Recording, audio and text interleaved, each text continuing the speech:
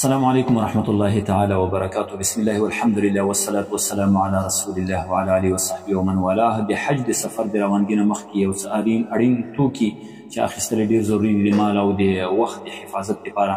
یو غټ بیګ او یو وړوکی بیګ او بل 2 جوړې احرامونه، 2 جوړې چشمې، 2 جوړې البته د کاټن جامې، 2 جوړې د احرام لپاره پیزار او بیاتي او قینچي، ناخن کاټ، قلم، کتابچه، د ګنډلو ستن او تار، د جامو استري او برقي چاینک د چای لپاره، وچه میوه، د چای د جامو د مینځلو لپاره صرف صابون، شامپو صابون، د غاښونو برش او کریم، مسواکونه، د عامو امراضو لپاره یو څه اندازې دوایي، د ځان د پاکولو لپاره جان پاک، یو دانه جانماز، یو عدد ساده موبایل،